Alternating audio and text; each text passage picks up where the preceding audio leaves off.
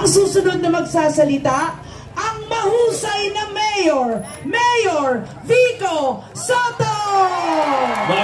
Magandang hapon, Barangay Santa Lucia. Kamusta po kayo? Yung mga nakatayo sa gilid, okay lang ba kayo dyan? Ngayon po, Mami Lovely, magandang hapon po. Sa mga nakaupo, sigurado ko kayo yung maaga kanina, kaya nasa VIP seats po kayo. Yung mga nandito po sa bandang kaliwa, ayos lang po kayo dyan. Maraming salamat po sa pag-welcome nyo po sa amin. Maraming salamat sa inyong napakainit na pagtanggap sa Giting ng Pasig. Maraming salamat po talaga. At yung mga nandun sa dulo, kumakaway. Magandang hapon sa inyo dyan. Maraming salamat. Talagang, sigurado, nakinig naman tayo sa mensahe sa atin ni Congressman Roman, ni Vice Mayor Dodot, at sa mga konsyal. Kaya hindi ko na siguro kailangan magsalita ng mahaba. Iiksian ko na lang po. Iiksian ko na lang po ang aking mensahe. Kuya, magandang hapon po. At alam nyo, layo na po talaga ng narating natin bilang isang lungsod. Nung una po kami nag-ikot dito ni Kong Roman noong 2019, talagang medyo iba pa yung sitwasyon. Yung iba kinakabahan pagkaharap kami. Kasi baka pagdating ng Pasko, wala na pong bayong. Alam niyo po yan, naalala niyo pa po? Pero ngayon, hindi, yung katsana po tayo ngayon. At sa totoo, yan po yung paborito kong simbolo ng ating pagbabago dito sa ating lungsod. Kasi, kaya ko ito paboritong simbolo. Kasi una, kitang-kita po. Diba? Yan yung malinaw na ebidensya po natin, patotoo sa pagbabagong ginagawa natin. At madali din po siyang ipaliwanag. Sa Pamasong Handog, pinakita po natin na posible magkaroon ng isang pamahalaan na pantay-pantay ang tingin sa bawat isa sa atin. Na hindi titingnan kung anong kulay ng politika mo, hindi titingnan, hindi tayo matatakot, wala nang takutan, wala din palakasan, kalaban ka, meron pa rin. Hindi ka nakasundo, meron pa rin. Walang iniitsipwera, walang kinakalimutan, walang kinakaligtaan. Lahat tayo Pasigenyo, lahat tayo pare-pareho ng benepisyo mula sa ating pamahalaan. Alam nyo, sabi ko nga, simbolo yan, yung Pamaskong Handog. Pero, ibig sabihin, kung simbolo po ito, hindi lang sa Pamaskong Handog ito, kundi sa lahat ng serbisyo ng ating pamahalaan. Naalala niyo po noon, uso yung mga card, yung mga membership card, yung privilege card, yellow card, blue card. Naalala niyo po yun, yung iba sa inyo, baka meron, pero marami rin po ang hindi nagkaroon ng yellow card, blue card, kung anong privilege card, membership card. Noong 2019, isa sa una kong ginawa, tinanggal ko yung mga card na yan. Sa totoo, nung una ko pong ginawa tanggalin yung mga card na yan, may mga nagalit po sa akin. May mga senior na pumunta sa opisina, sabi sa akin, Mayor, ano ba naman, ba't mo tinanggal yung mga card na yan? Nakikinabang ako dyan, sabi sa akin. Pag pumunta akong ospital, nalilibre ako kanila. Pero siguro ngayon, fast forward tayo, 6 years later, nakita po natin kung bakit nga ba tinanggal yung mga card. Dahil ayaw natin na iilan lang yung nakikinabang o napapaboran. Ayaw natin na ilan lang may grupo na mas maganda yung benepisyo na natatanggap kaysa sa iba. Ang gusto natin, pantay-pantay. Ngayon, punta po kayo sa ospital natin, hindi na kailangan ng card. Hindi kikilalanin yung card. Pero pakita mo na taga-Pasig ka, no balance billing po tayo. Hindi yung ilan lang, hindi nga seniors lang, para sa lahat ng Pasigenyo. Nabanggit ko na lang din yung senior citizen. Hindi ko sigurado kung may mga senior citizen po. Puro senior citizen po pala kayo. Parang mga 58, 59 years old lang po. Si Consial Buboy, mukha bang senior citizen? Hindi mukha nga baby pa lang si Buboy. Baby na may bigote. Si Consial Warren, mukha bang senior citizen? Hindi kayo makasagot, ano? Sabi nga ni Consial Warren, ay nako, sana all, sabi ni Consial Warren. Yung sa senior citizen, naalala po natin, may maliit na grupo na may malalaking allowance noon mula sa LGU. Siguro yung iba, naririnig niyo po ito.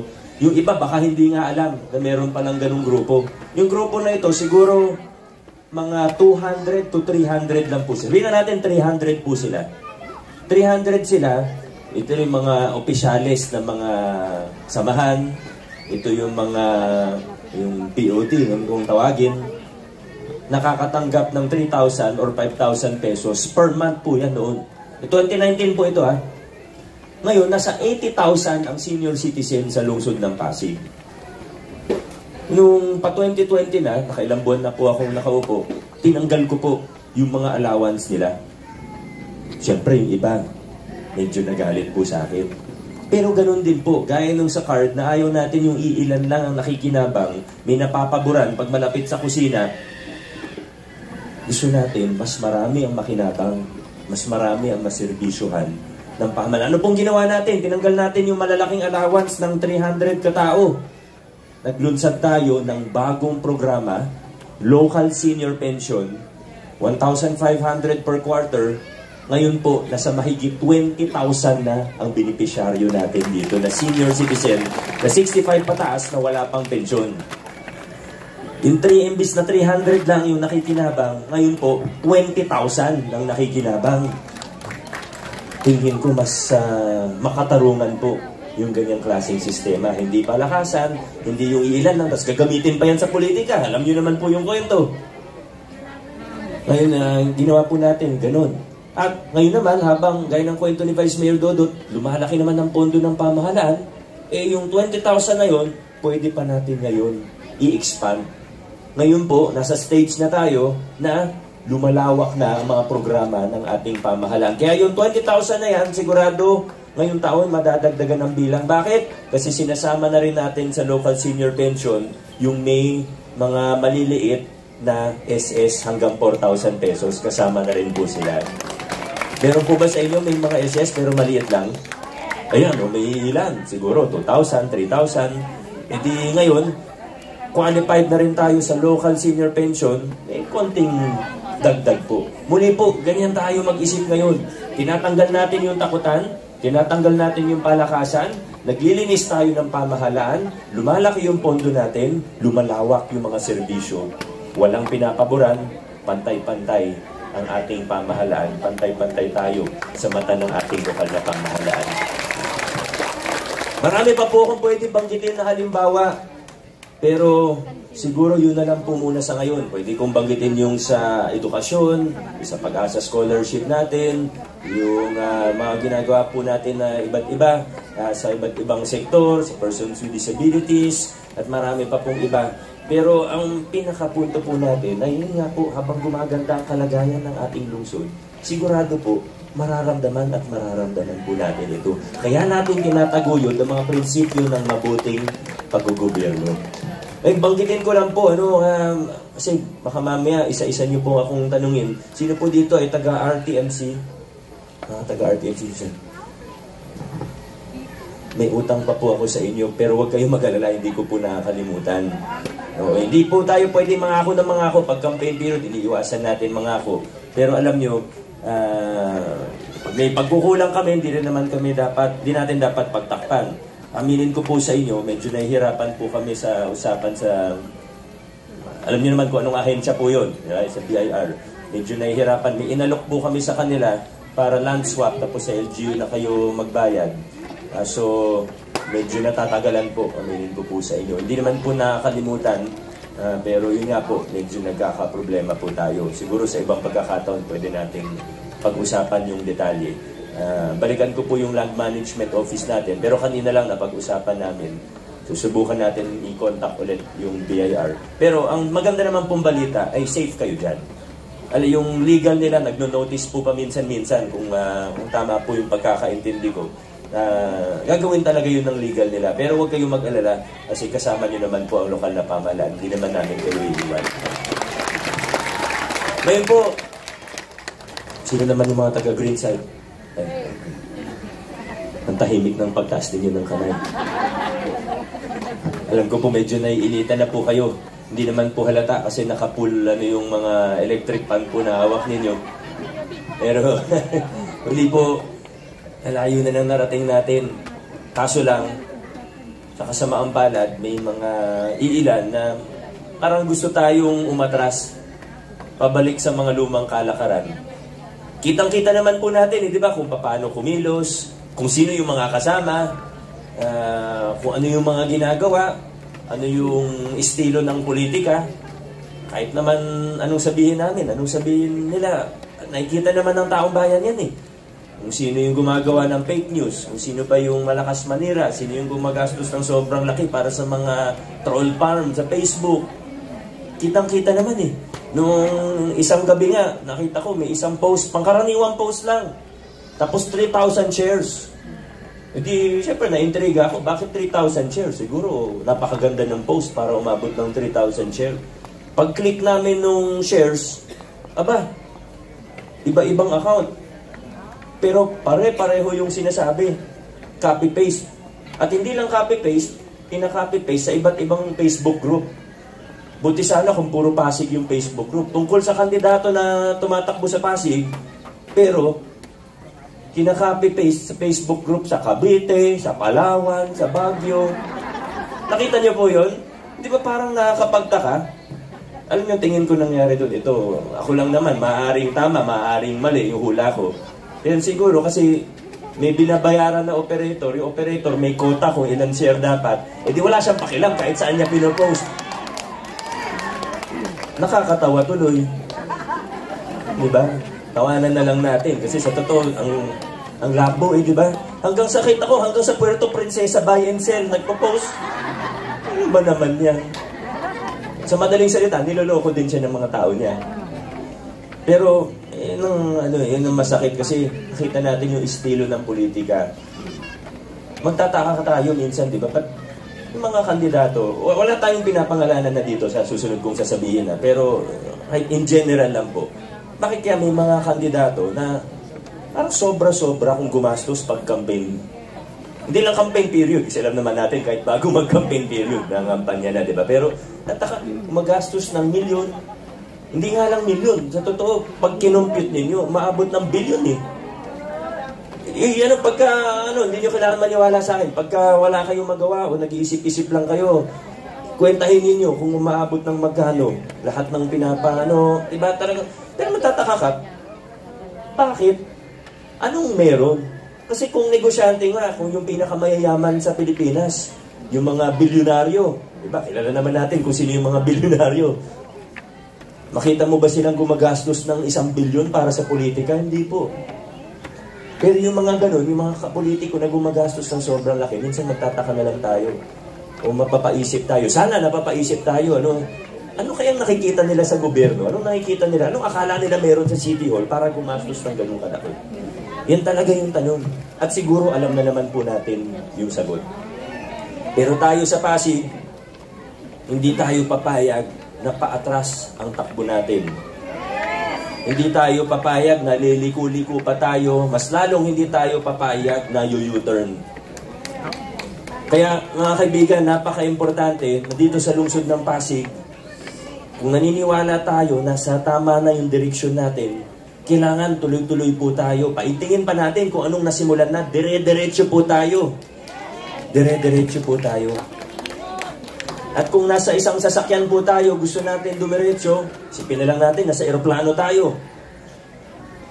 Hindi pwede yung piloto, yung gustong dumiretso, yung co-pilot, gustong kumanan. Hindi pwede yung pasahero, pupunta sa ng piloto, aagawin nyo. Hindi pwede yung ganun. Kailangan isang direksyon po tayong lahat. Mula sa pilot, co-pilot, flight attendant, kailangan magkakasama po tayo. Hindi pwedeng dalawang magkahiwalay na eroplano. Hindi pwedeng magkaiba iniisip ng pilot at co-pilot. Kailangan isang direksyon po tayo. Sa congressman, wala po tayong problema. Siguro naman, wala tayong problema sa congressman. Alam natin kung paano magtrabaho si Congressman Roman Romulo. Basahin lang natin yung pink na pamaypay. Alam na nakitang-kita na po eh. Mula 2019, nakita po natin. 2022, mas natulungan ko. Kumbaga, malaking tulong po sa akin. Malaking ginhawa kahit papano na nagkaroon ako ng Vice Mayor na kapareho natin ng prinsipyo at direksyon. Yung totoong nagtatrabaho. Vice Mayor na hindi pala absent, laging nandun, laging pumapasok. Hindi lang laging pumapasok, totoong nagtatrabaho, maganda yung mga panukala, magaling mag-isip.